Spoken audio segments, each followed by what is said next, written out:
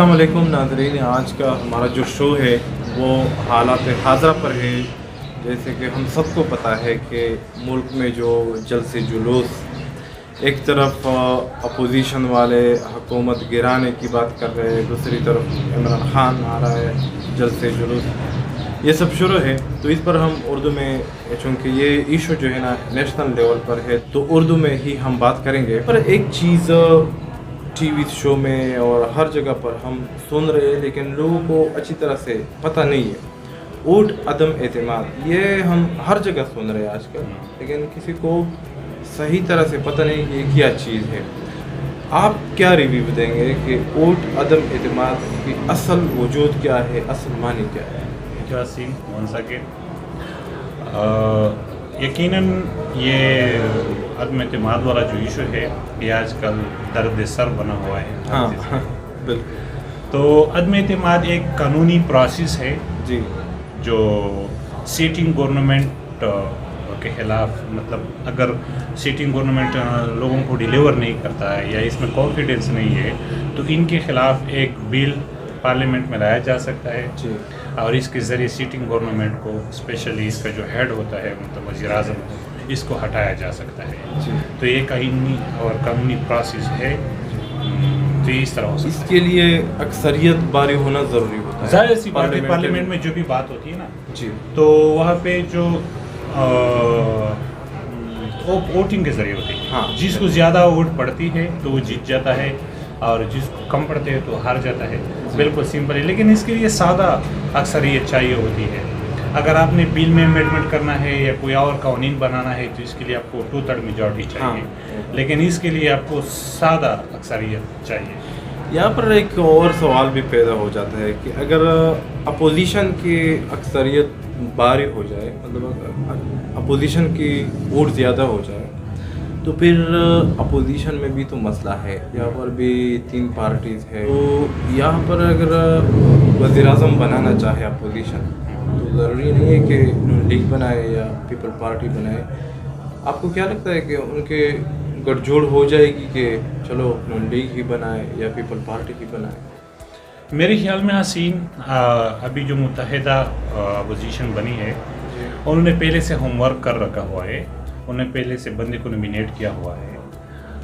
वो समझते हैं कि अगर वोट ऑफ नो कॉन्फिडेंस में हम कामयाब निकले जी, तो हम शहबाज शरीफ को मैदान में उतारेंगे। ठीक है। तो मेरे ख्याल में इस पे कोई इशू नहीं होगा क्योंकि वो पहले से डिसाइड है।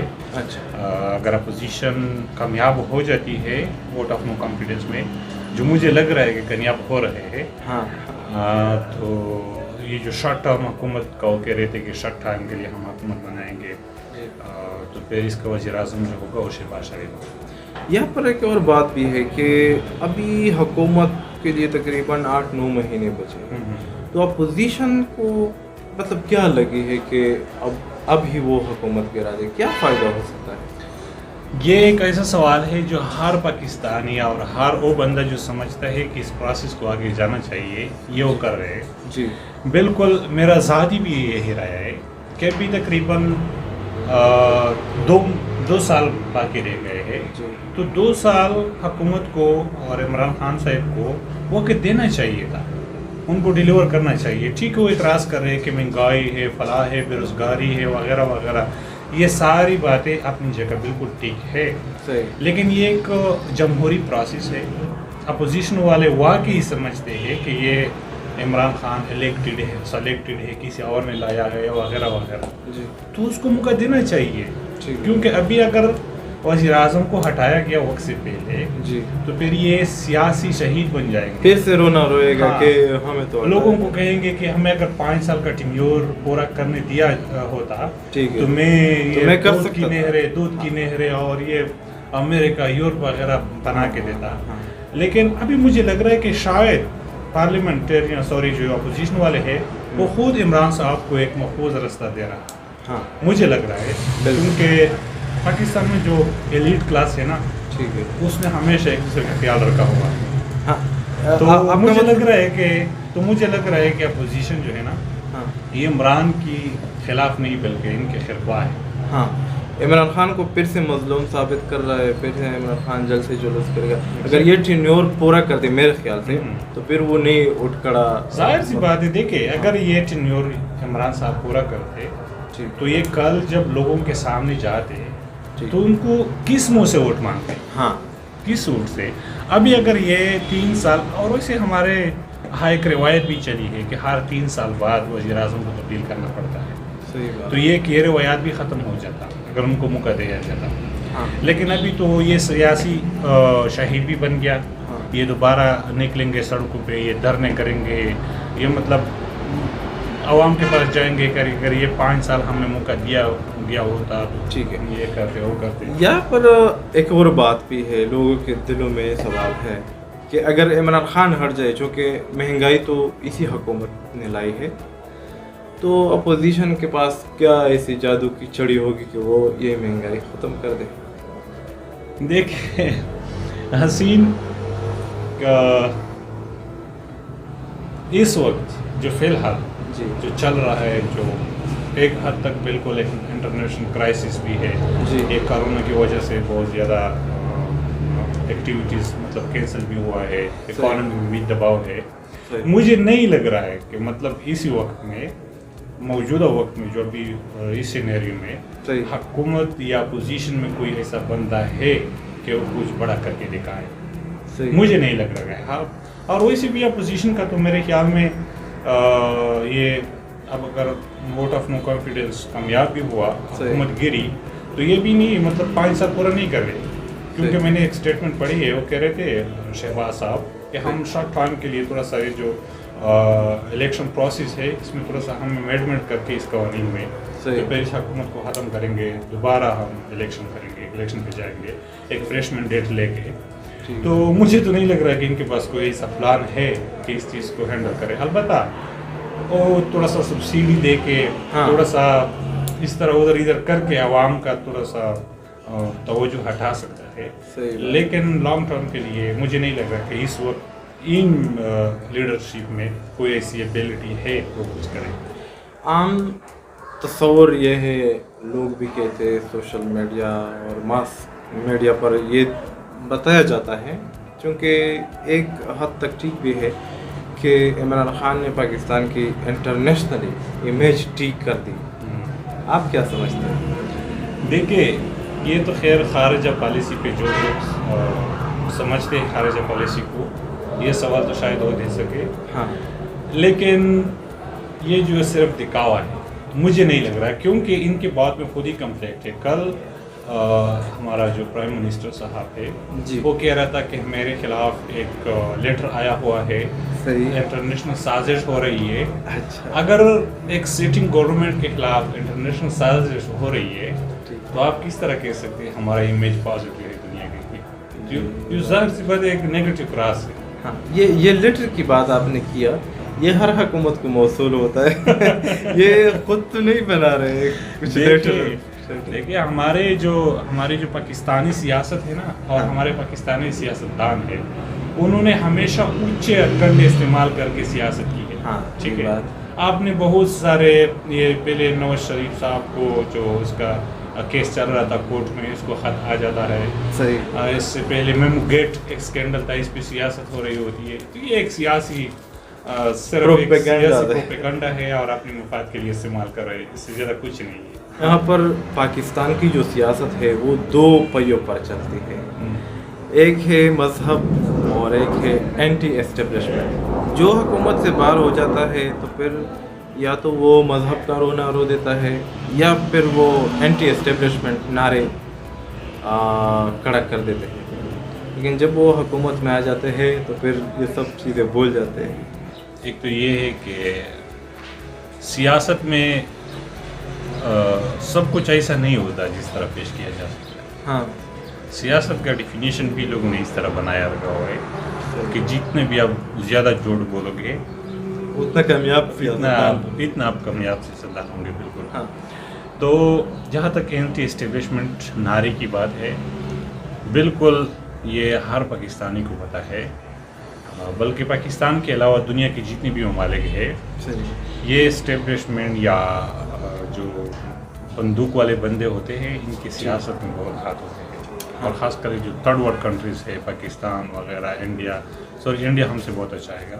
ठीक है, वो कहते हैं, उनका मोटो है कि डेमोक्रेसी इज़ द फर्स्ट। बिल्कुल, श्रीलंका वगैरह, तो इन सब ममालिक में इन लोगों का चलता है। सही है। लेकिन हमारे यहाँ मुनाफिकत ये है कि किसी भी सियासी पार्टी ने इसका रास्ता रोकने के लिए काम नहीं किया।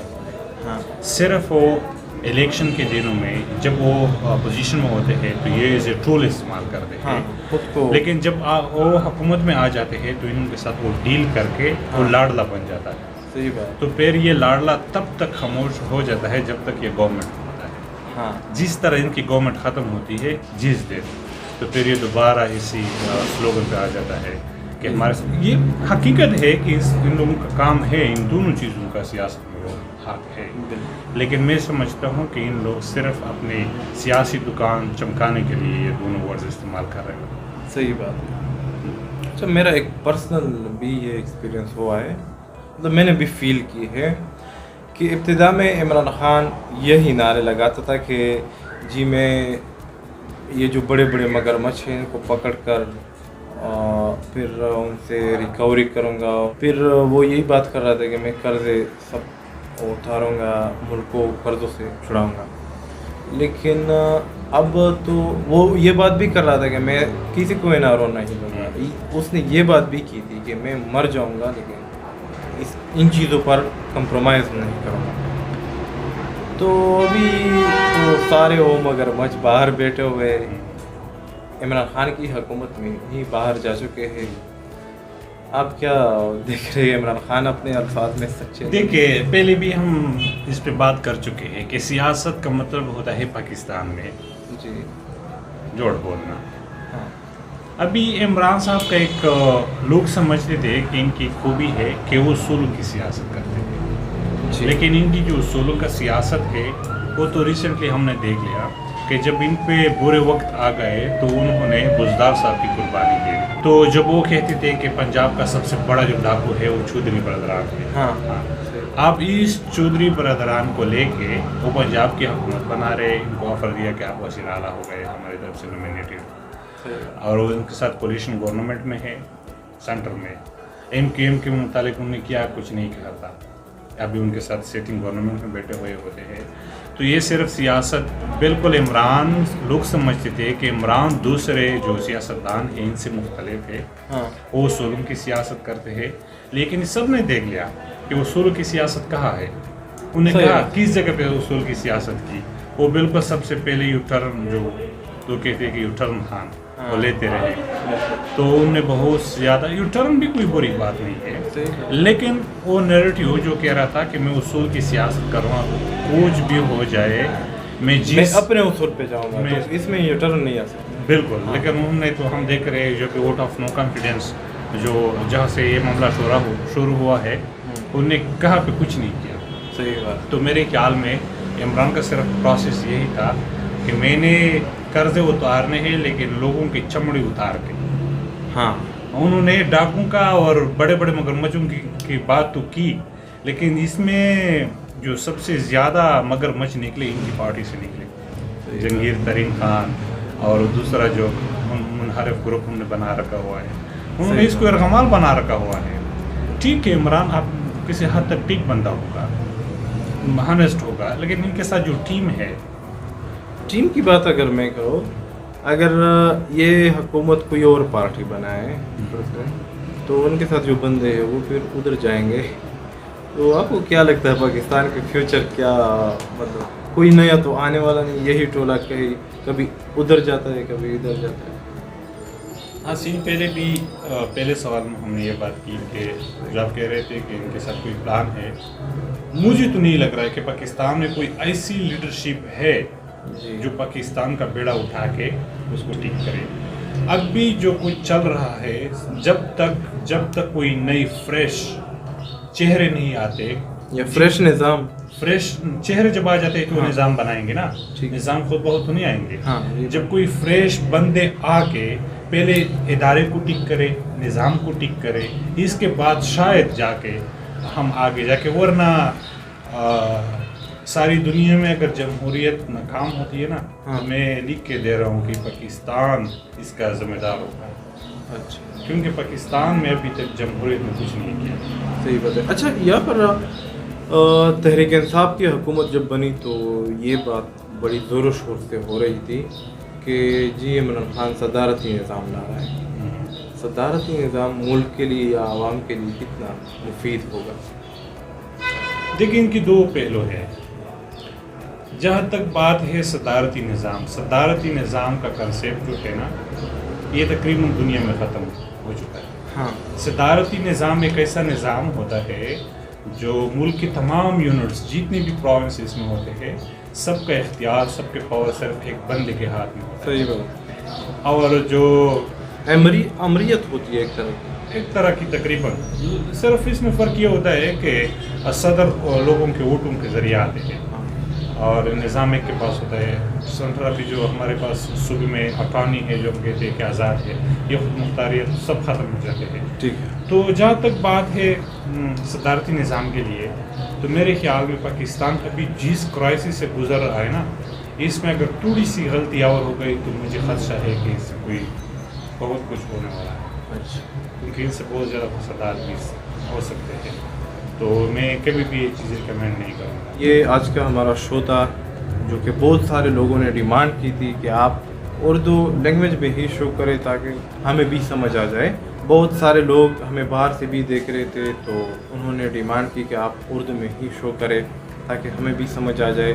تو آج کے شو میں جو ہمارے سینئر تجزیہ کار آصف خان تھے ان کا شکریہ ادا کریں گے اور آپ سب کا بہت شکریہ ادا کریں گے.